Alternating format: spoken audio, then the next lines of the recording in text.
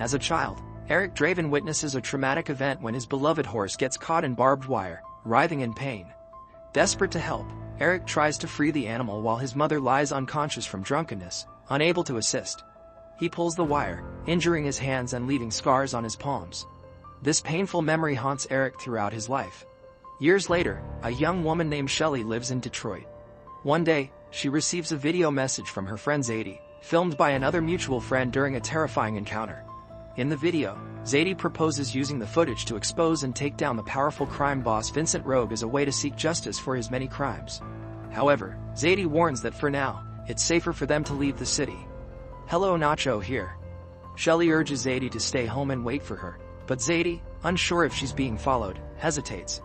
Her fears prove correct when she enters her apartment and finds someone waiting for her, Rogue's right-hand man, Marion. He quickly seizes Zadie's phone to check what she sent and to whom. Marion's assistant injects Zadie with a mysterious substance, and she is taken away. Shelley realizes something has happened to her friend and calls her friend's boyfriend, asking him to wait because Zadie has done something reckless. Shelley goes outside and feels like she's already being watched. As Shelley tries to escape her pursuers, she bumps into a couple of policemen. Her purse falls and its contents scatter, revealing a packet of illegal substances. Shelley is taken to the station and later placed in a rehabilitation center. Meanwhile, grown-up Eric is also undergoing treatment there, struggling with issues stemming from his past. The program is difficult for him, but so far he manages to follow the psychologist's instructions. One day he notices a new girl and is immediately drawn to her. However, relationships with the opposite sex are strictly prohibited in the center. Meanwhile, Vincent Rogue, known as a patron of musical talent, meets a young pianist. He begins a conversation with the girl, which is interrupted by Marion, who informs him that Zadie has been found. Rogue heads to the back room where the frightened girl is being held. He demands to know Shelley's whereabouts, but Zadie knows nothing about it. Rogue laments that he has killed many like her over the centuries he has lived. He would gladly continue killing scum, but they are already headed for hell. His master, however, needs souls like Zadie's. This was the deal. Rogue sends people to hell to avoid going there himself. The girl begs to be released, but Rogue leans in and whispers something in her ear. Zadie's eyes glaze over, and she takes a dagger, ending her own life. Rogue raises his eyes to the sky as if releasing her soul. Meanwhile, Shelley notices Eric during their morning exercises. At breakfast, she sits at his table, despite it being forbidden. She strikes up a conversation, and they quickly connect. The young couple frequently exchange glances and talk whenever possible. During group activities, they try to be as close to each other as possible. Meanwhile, Marion tracks down Shelley through her mother, Sophia. Rogue's people head to the center to retrieve the girl. On that day, Shelley stops by Eric's room and sees his drawings. Some of them feature her, which she likes. She also reads the texts Eric has written and realizes they could easily become songs as she plays some musical instruments. Eric suggests they team up and create something together, and the girl agrees. Just then, an announcement is made that Shelley has visitors. Eric looks out of the room and reassures Shelley, mistaking Marion for a lawyer, but when Shelley sees the woman, she is terrified. She asks Eric to help her hide, though she doesn't know how in the center. Eric leads her to the laundry room and shows her windows that lead to freedom, but first they need to remove the tracker. After freeing Shelley from her bracelet, Eric does the same. When the girl asks why, Eric smiles and says he's tired of the center and intends to go with her.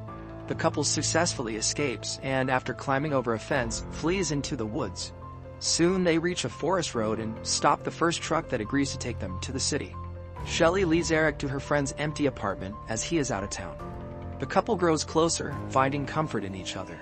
They spend quality time together, talk a lot, reminisce about their past lives, and make plans for the future. Sitting on the roof at night, they talk about love and realize they found each other. Meanwhile, the police find Zadie's body and immediately report it to Rogue, who was enjoying the pianist's performance. He orders Marion to find Shelley and finally finish this. If the video leaks, it will severely damage his reputation. Shelley and Eric continue to enjoy their love. They go on nature trips, relax with other young couples, walk a lot, and hope to grow old together. The couple writes songs together, but one day, as Shelley sits down at an instrument, she suddenly remembers something bad. She confesses that she used to love playing. However, her mother forced her to perform in inappropriate places for a child. She had to witness things no child should see. People suffered because of this, and she feels deeply guilty. Shelley can't say exactly what she did, fearing Eric would leave her, but Eric assures her he can't live without her. One night on where they go to a club where Shelley finds Zadie's friend, who tells her about her friend's murder and warns her to flee the city. Shelley pulls Eric away, promising to explain everything at home, but when they enter the apartment, Rogue's men attack them. Eric and Shelley die, sinking into the realm between life and death. The lovers are separated.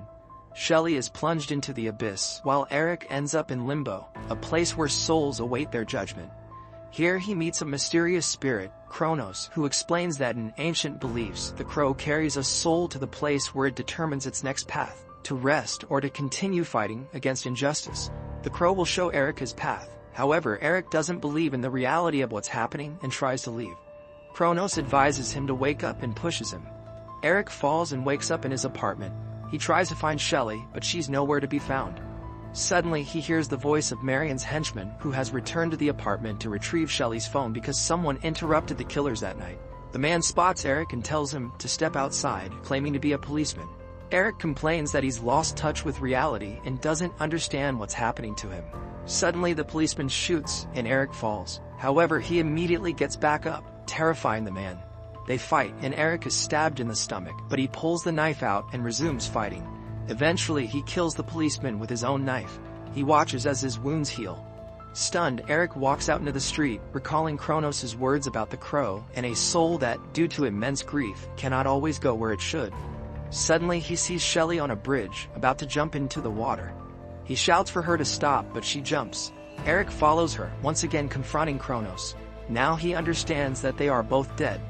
Kronos explains that Shelley is on her way down to a place far worse than this one. Those who killed them made a deal with the devil and received eternal life in exchange for innocent souls. Eric must avenge his and Shelley's deaths, so their souls can find peace.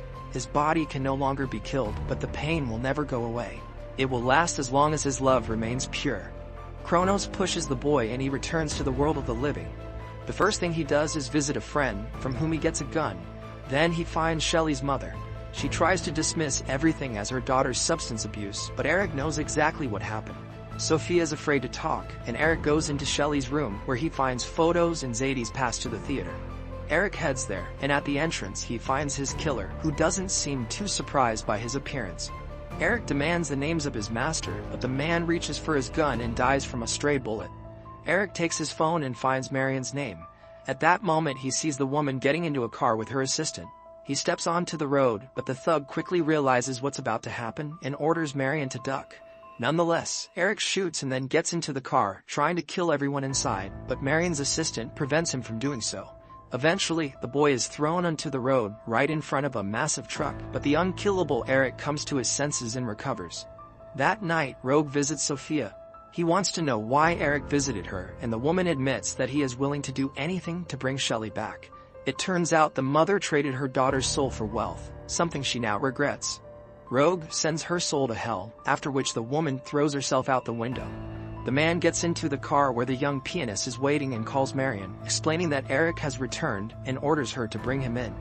Eric meanwhile finds Zadie's friend and accuses him of betrayal. The terrified boy reveals that Marion is a small fry and the real boss is Vincent Rogue. He can do devilish things. With his voice he can penetrate directly into the brain and make people do terrible things. The boy filmed the video that led to the deaths of Zadie and Shelley. Eric lets the boy go and heads to the apartment where they hid after their escape. He remembers happy moments with Shelley and then finds her hiding place where her phone is concealed. He plays the video, in which Shelley, under Rogue's influence, brutally kills her friend. It becomes too much for Eric to bear. He goes to their mutual friend and confesses that he can't shake the heavy thoughts and is beginning to doubt his love. At that moment, two of Rogue's thugs burst into the room, take Eric away, and kill the friend. Seeing this, Eric breaks free and fights back. He is shot and suddenly dies again. Returning to the afterlife, Eric once again faces Kronos, who tells him he has lost his ability to heal because he didn't finish the job and doubted his love for Shelley. Now her soul is doomed to eternal darkness. Eric will have an easy eternity. Kronos advises him to let Shelley go. Eric, however, asks Kronos to take his soul in exchange for saving Shelley's. Kronos reminds him that they will never be together, but Eric insists, agreeing to eternal torment to save his beloved. A flock of crows suddenly soars above them. Kronos cuts his hand in Eric's, joining their blood. Eric is twisted in pain, his eyes clouded with black blood, and he gains the ability to fly between worlds like a crow. Now he can restore justice and gets another chance to kill Rogue. Eric rises from the dead and kills his murderers with their own weapons. He then finds an SMS on one of their phones, revealing that Marion will be waiting at the theater. He applies terrifying makeup, arms himself, and heads to the location. Marion at this time reports to Rogue that the boy is unfortunately dead, which displeases him. However, the show begins, and Marion and her people turn their attention to the performance. Eric enters the theater and eliminates Rogue's guards one by one. They try to stop him, but the boy coldly clears his path, leaving dead bodies behind. Neither knives nor bullets affect him, and his wounds heal instantly. Marion reports this to Rogue, and he thanks her for her service. Meanwhile, Eric reaches Marion's balcony and demands to know Rogue's location. Reluctantly, she gives him the address before Eric beheads her, as well as her guard. He takes their heads to the stage and throws them into the audience, terrifying the spectators. As they scatter, he sees Shelley, remembering her desire for a bouquet of lilies. He grabs the flowers and, after leaving them on the bridge, heads to Rogue's estate. Eric walks unimpeded into Rogue's room, where Rogue reveals that he too is made of flesh and blood. He mocks Eric's intention to bring Shelley back and sympathizes with his disappointment, but Eric doesn't believe in Shelley's guilt. Rogue plunges a dagger into Eric's chest, assuring him that there is no love left in him, only hatred. He tries to steal his powers, but Eric focuses on the bright moments and transports the enemy to the afterlife. Here he easily kills Rogue, sending his soul to hell and saving Shelley's soul. The girl rises from the abyss and embraces her beloved. He reassures her, explaining that he cannot return. Shelley refuses to go back without him, but nothing can be changed. She awakens on the night of their death and sees Kronos in the form of a medic who tells her that Eric gave his life for hers. Shelley weeps, and Eric remembers the bright moments of their meetings, believing that their souls will one day find each other again. The film is a story of love, pain, and the eternal struggle for justice that never ends, even after death. Thanks for watching Nacho's Movie Recaps. If you enjoyed this video, like, subscribe, and hit the bell for updates. Share your thoughts or requests in the comments below. See you next time.